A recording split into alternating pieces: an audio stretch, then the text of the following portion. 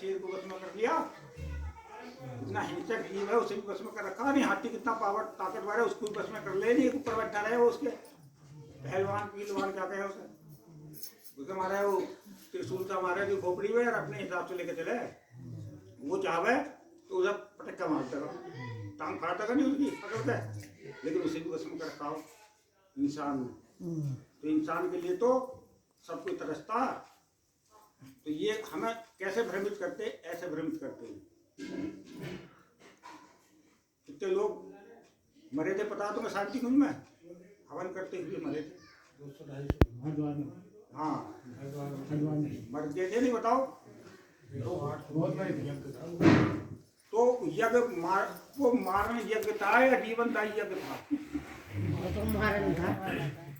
तो नहीं समझ लो तो उसे करना चाहिए या नहीं करना चाहिए। मैं नहीं कह रहा करो या ना करो, अपने आप विचार करो करना चाहिए या नहीं करना चाहिए।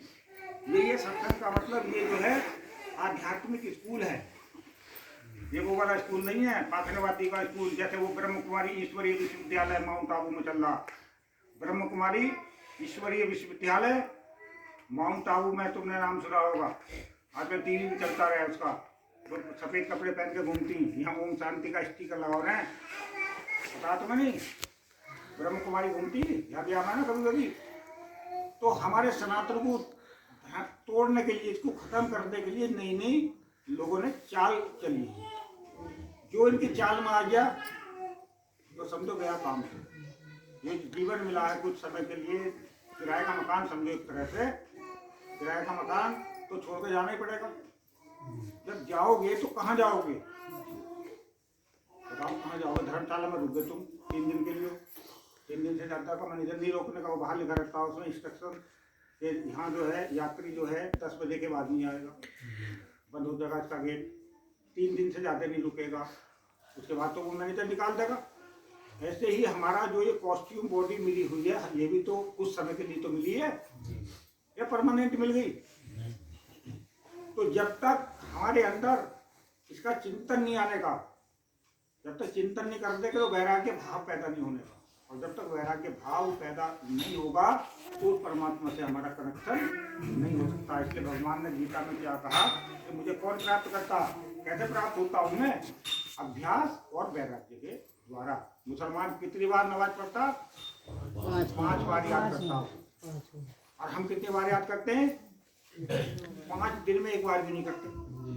वो 5 बार एक दिन में पढ़ा, और यहाँ 5 दिन में 1 बार भी अगर किसी ने व्रत रख लिया, चलो सोमवार का आया, मंगल का आया, बुध का आया, बृहस्पति का आया, शुक्र का आया, शनिवार का आया, इतवार का, एक आध व्रत रख लिया तो एक दिन याद कर लिया, हफ्ते में 1 ही दिन।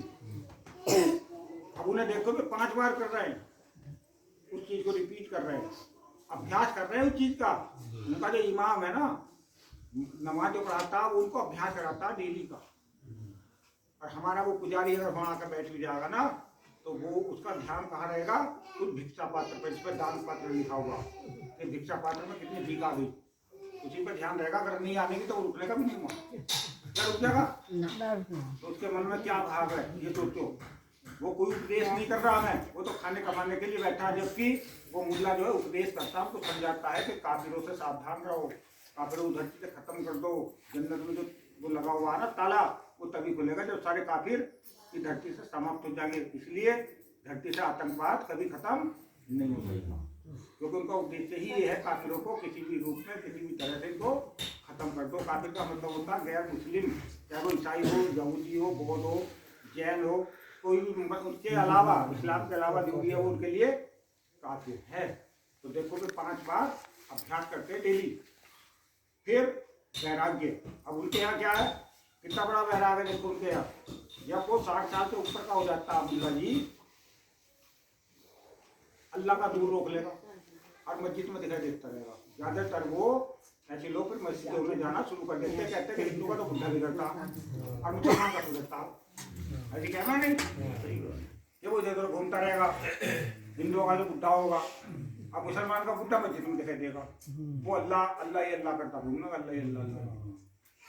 तो अभ्यास और वैराग्य जब दोनों आगे, जब पीपे सबसे जाते हैं, वो भी कर रहे हैं, मीट खा रहे, मच्छी कटरा वकरा जो भी है, हिंसा कर रहे हैं, खूब हिंसा भी कर रहे हैं, सता भी रहे हैं, और तुम ना हिंसा कर रहे ना कि जो सता रहे, फिर भी परेशान, क्योंकि अभ्यास और वैराग्य नहीं है उनके अंदर। अभ्यास भी है, वैराग्य भी है। अगर उसे हज करने जाना होगा तो अपना जब सारी जिम्मेदारी से मुक्त हो गया तो वो जाएगा जरूर, हज करने जाए अपनी जमीन बेच के जावे वो। लेकिन यहाँ अगर 10 रुपए भी लग रहे होंगे रिक्शा में तो 10 बार सोचेगा कि जाऊँ या ना जाऊँ। और शराब पीने के लिए 100 रुपए भी जाते नहीं, 100 रुपए भी एकदम नहीं जाने। ऐसी जगह जाने के लिए टाइम नहीं है। और मैं तो ये जितनी प्रचार में घूमी है इन्हें दांत देता ही नाम दूंगा। कितने थे बताओ जो गए थे प्रचार में, नाम बताओ मेरे हैं? तो तुम हो, एक ही है, और कौन कौन थी? चारों यही थी जी। एक बिमला नहीं, एक कुसुम थी वो